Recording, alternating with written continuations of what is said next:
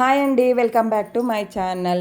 Morning routine నుంచి night వరకు ఏం చేశాననేది డైలీ ఒక video full length vlog upload చేయాలి అని అనుకుంటున్నా. ఎందుకంటే నా సక్సెస్ నా చేతుల్లోనే ఉంటుంది కదా. అలాగే నేను డిసైడ్ అయ్యి 2024 మొత్తం నాకు తెలియక నేనే టైం వేస్ట్ చేసుకున్నాను. ఇప్పుడు 2024లో అయినా నా గోల్ని నేను రీచ్ అవ్వాలి అని అనుకుంటున్నాను. దేవుడు కూడా సహకారం ఉండాలి, మన సబ్స్క్రైబర్స్ కూడా నన్ను ప్రోత్సహిస్తూ ఉంటే నేను ముందుకు వెళ్తాను. ఇంకొకటి, మార్నింగ్ రొటీన్ డైలీ కూడా ఒక వీడియో అప్లోడ్ చేయాలి అని అనుకున్నాను కదా. అందుకని నేను మార్నింగ్ లేచిన దగ్గర నుంచి నైట్ వరకు ఏం చేస్తున్నాను, ఎలా నా రొటీన్ లైఫ్ ఎలా ఉంటుంది అనే అయితే డైలీ ఒక వ్లాగ్ అప్లోడ్ చేస్తాను. ఇంకొకటి ఏంటంటే డైలీ కూడా మెంతిపిండి తాగడం అలవాటు. మెంతులు చాలా మంచిది. ఇంకొకటి, షుగర్ ఉన్న వాళ్ళకైతే చాలా బెనిఫిట్. ఇంకొకటి, మెంతిపిండి వేయించకూడదు, వేయిస్తే ఇంకా చేదు ఎక్కువైపోతుంది.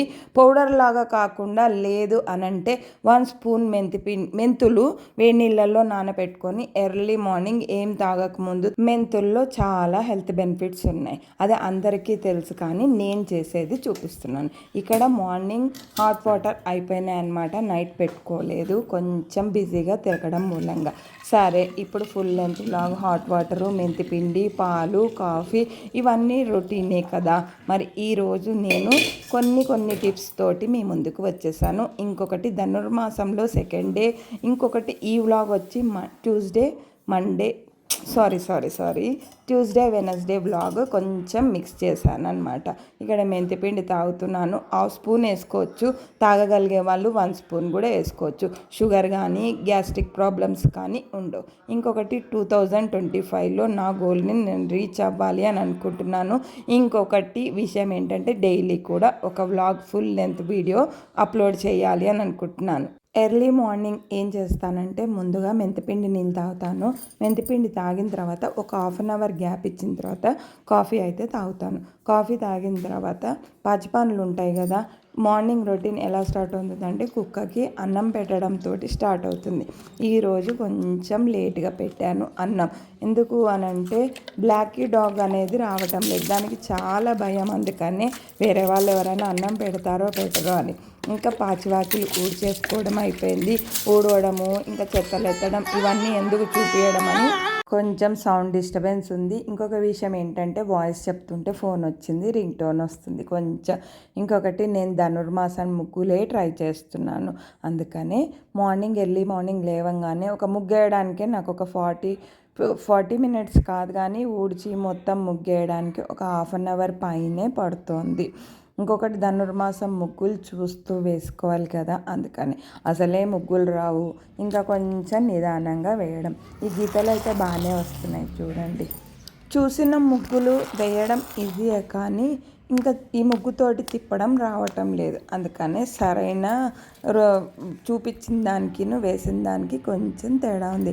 ముగ్గు ఎలా ఉందో కామెంట్ చేయండి. ఇంకొక విషయం ఏంటంటే చాక్ పీస్ తోటి వేస్తే కరెక్ట్గానే వస్తుంది, కానీ చాక్ పీస్తో వేస్తే నెక్స్ట్ డే ఊడ్చినప్పుడు తుడవడానికి పోవటం లేదు ముగ్గు, మళ్ళీ ముగ్గు అలాగే ఉంటుంది. అందుకని వేయడం లేదు. ఇక్కడ కుక్కకైతే అన్నం పెట్టానని చెప్పా కదా, లేట్గా పెట్టాను.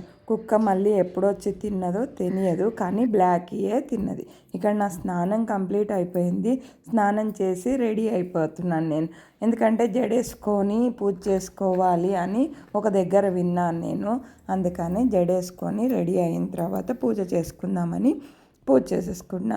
ఇక్కడ నేను నిన్న పెట్టిన దీపం ఈరోజు కూడా ఉంది అమ్మవారి దగ్గర. అందుకనే నేను నెయ్యి మళ్ళీ వేసుకున్నాను, బొట్టు పెట్టాను. ఇక్కడ బెల్లం నైవేద్యం పెడతా కదా రోజు, అది నేను జావ పెట్టినప్పుడు జావలో వేసేస్తున్నాను. ఉత్తిగా తినేదానికంటే అలా జావలో దేంట్లో ఒక దాంట్లో ఉపయోగించుకుంటే మంచిది కదా. 300 ml వాటర్ తీసుకున్నాను. బెల్లం ఎక్కువగా వేసుకోవచ్చు. ఇక్కడ నాకు కొంచెం వేసుకుందామని నేను కొంచెమే వేసుకుంటున్నాను.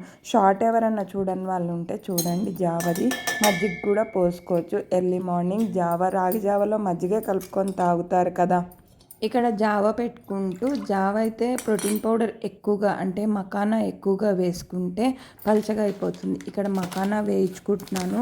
మకానా మొత్తం మనకి బ్లాక్ కలర్గా అవ్వకుండా ఉండాలి అని అంటే అక్కడే ఉండి పెద్ద స్టవ్ మీద అంటే సిమ్ స్టవ్ మీద పెట్టినా కూడా దగ్గర ఉండి వేయించుకుంటే కొన్ని వేయించుకోండి. ప్యాకెట్ తెచ్చాం కదా అని మొత్తం వేయించుకుంటే వేగవు. ఇక్కడ మనకి పేలాలు వేగినట్టు వేగితే అవి మనం ఇట్లా తుంచంగానే పొడి అయిపోతుంది. అప్పుడు మిక్సీ పట్టుకుంటే మంచిది. ఓట్స్ ఎక్కువగా ఉండాలి, ప్రోటీన్ పౌడర్ తక్కువగా ఉండాలి. నేనేం చేశానంటే మకానా పౌడర్ ఎక్కువ వేసేసి ఓట్స్ తక్కువ వేసాను. జావ మటుకు పల్చగా అయిపోయింది. అయినా కూడా పర్వాలేదు, ప్రోటీన్ ఉన్నా కూడా ఇక్కడ ఓట్స్ ఎక్కువగా ఉంటే టమ్మీ ఫుల్గా ఉంటుంది. కొంచెం మనం ఆకలి 1:30 వరకు 9కి తాగినా కూడా 1:30, 2 వరకు కూడా మనం ఉండగలుగుతాం. ట్యూస్డే రోజు హనుమాన్ చాలీసా గుడికి వెళ్తాను. కళ్యాణ వెంకటేశ్వర స్వామి గుడికి వెళ్తాను కదా, అది కూడా యాడ్ చేశాను. ఇంకొకటి గుళ్ళో అంటే వెలుగుగుట్ట గుళ్ళో అభిషేకం జరిగింది కూడా కొంచెం యాడ్ చేశాను, అది కూడా చూసేసేయండి. ఇంకొకటి ఈరోజు నేను జావలో మర్చిపోయిన విషయం ఏంటంటే పాలు కలుపుకోవాలి చల్లగా అయిన తర్వాత అనే విషయం మర్చిపోయాను. అందుకని ఇక్కడ పాలు తోడుపెట్టాను. ఈరోజు మకానా తోటి పలచగా అయింది. పాలు పోసుకోవడం కూడా లేదు. బెల్లం కూడా తక్కువగా వేసుకున్నాను. మకానా వేయించుకున్నాక మనకి ఇట్లా పొడి అయిపోతుంది. నేను చూపించాను. ఇంకొక విషయం ఏంటంటే మకానా మొత్తం చల్లగా అవ్వాలి. ఓట్స్ వేయించుకున్నప్పుడు కూడా చల్లగా అవ్వాలి. ఎక్కువగా స్టోరేజ్ చేసుకోకండి, ఎందుకంటే టేస్ట్ మారిపోతుంది. 4-5 డేస్కి 1 వీక్ లోపలికి మీరు చేసి పెట్టుకుంటే టేస్ట్ అనేది మారదు, ఓట్స్ కానీ మకానా కానీ. అందుకనే నేను 4-5 డేస్కి మాత్రమే పెట్టుకుంటున్నాను. ఇక్కడ పాలు తోడు పెట్టేశాను గోరువెచ్చగా అయినాక. పెరుగు తోడు పెట్టినా కూడా ఇంకా ప్రాబ్లం అయితే సాల్వ్ కాలేదు. పాలు ఇంకా సరిగ్గా తోడుకోవటం లేదు. ఈ ప్రాబ్లం గురించి ఇలా ఎవరికైనా అవుతుందా అని కూడా నేను అడిగాను, కానీ ఎవరు కూడా నాకు కామెంట్ చేయలేదు. ఇక్కడ మకానా పౌడర్ కూడా మిక్సీ మొత్తం ఫైన్ పేస్ట్ పౌడర్ లాగా అయిపోయింది. మకానా ఇంకా ఓట్స్ పౌడర్ 2 కూడా యాడ్ చేసుకున్నాను. పల్చగా అయిందని చెప్పాను కదా, మకానా పౌడర్ ఎక్కువ అయినా పర్వాలేదు కానీ పల్చగా అవుతుంది జావ. మీరు ఎంత గట్టిగా అవ్వాలని అనుకున్నా కూడా అవ్వదు, మకానా పౌడర్ ఎక్కువగా ఉంటే. ఓట్స్ ఎక్కువగా ఉంటే ఫైబర్ కదా, అందుకని. నేను చేసిన మిస్టేక్ మీరు చేయకండి. బెల్లం మీరు యాడ్ చేసుకోవచ్చు అని చెప్పాను, తేనె కూడా యాడ్ చేసుకోవచ్చు. ఇక్కడ సాల్ట్ స్కిప్ చేయొచ్చు, షుగర్ కూడా స్కిప్ చేయాల్సిందే. లమ్స్ లేకుండా ముందుగా ఇలా పౌడర్ వేసేసుకోవచ్చు కదా అని మీకు డౌట్ ఉంటుంది, కానీ గడ్డలుగా అయిపోతుంది. ఇలా నీళ్ళు మసలాక మాత్రమే మీరు ఆ లమ్స్ లేకుండా కలిపి పెట్టుకున్నది ఇందులో యాడ్ చేసుకోవాలి. అప్పుడే జావ అనేది కరెక్ట్గా వస్తుంది, మనకు ఉండలు లేకుండా. రాగి జావ కూడా మీరు అదే ప్రాసెస్లో చేస్తారు. అలాగే కూడా జొన్నలతో కూడా చేసుకోవచ్చు, పచ్చ జొన్నలు తెల్ల జొన్నలతో కూడా చేసుకోవచ్చు.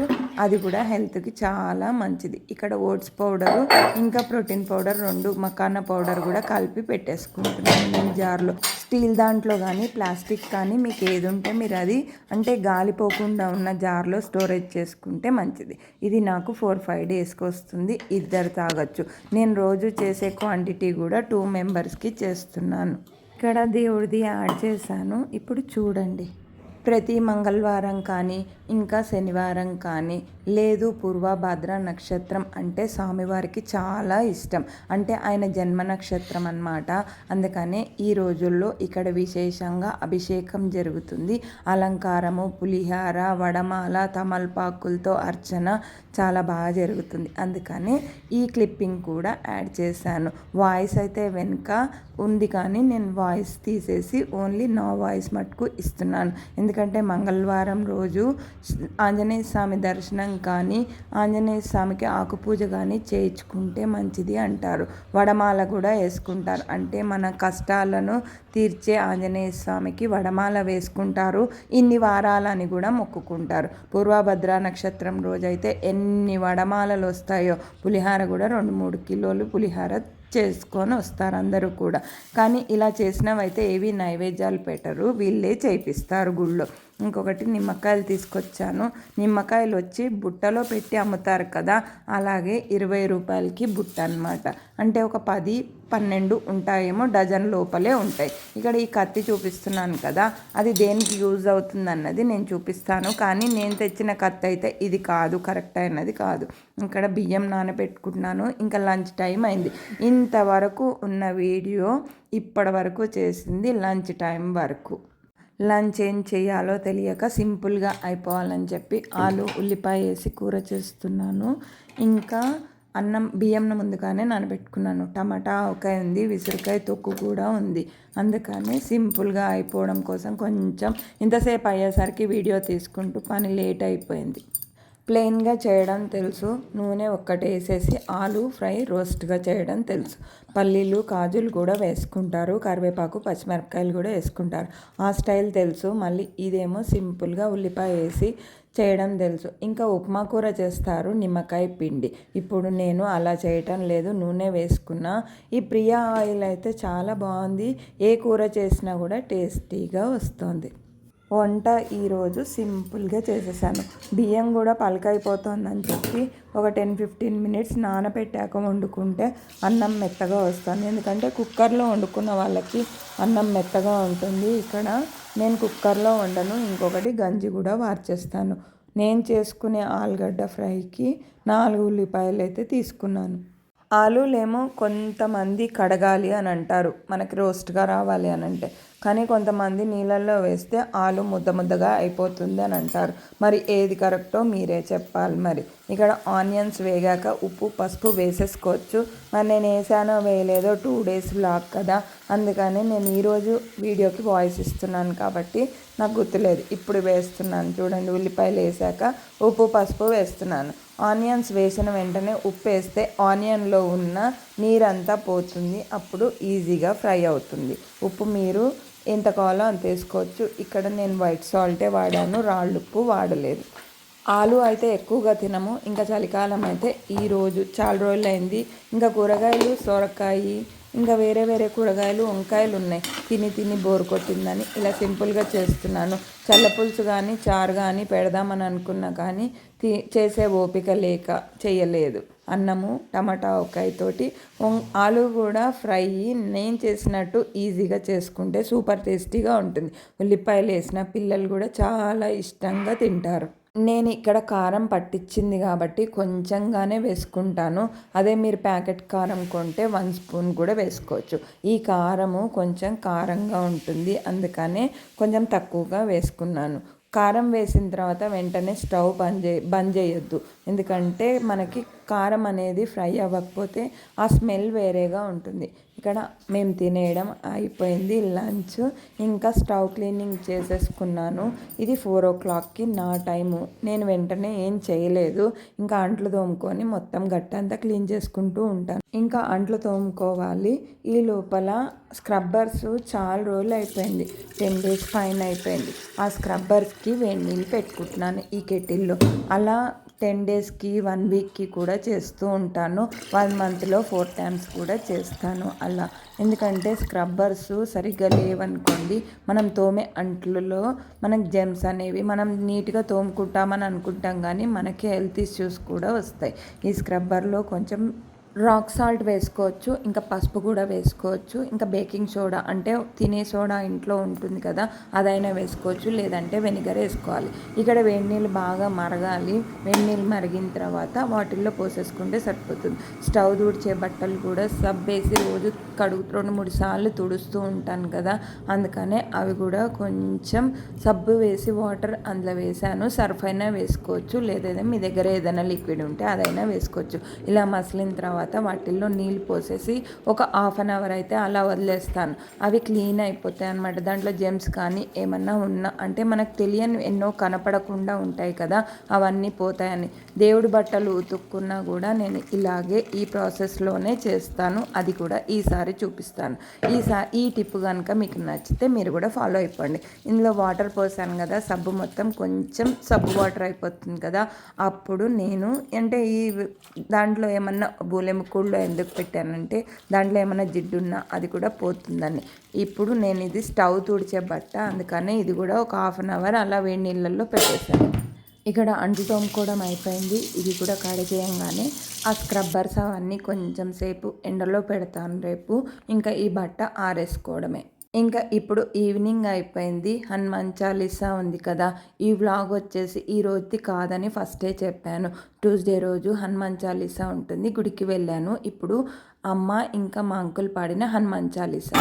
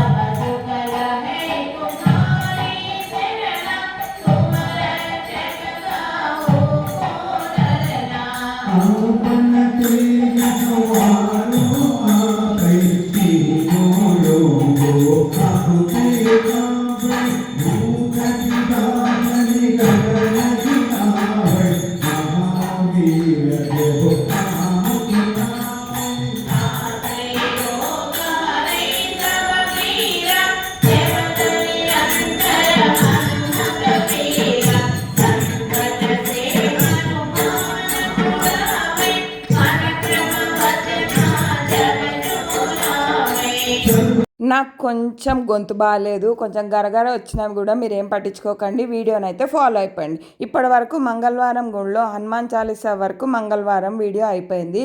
బుధవారం రోజు సంకటహార చతుర్థి కదా, మా అమ్మాయి వాళ్ళ ఇంటికి వెళ్ళాను. అక్కడ నైవేద్యాలు చేస్తుంటే ఆ వీడియో కూడా తీయాలనిపించింది. అందుకని స్వామివారికి కట్టె పొంగలి ఎంతో ఇష్టం, చాలా ఇష్టం కదా. ఇంకా ధనుర్మాసం అంటే ఇంకా స్వామివారికి కట్టె పొంగల్ రోజు కూడా పెడుతుంటారు.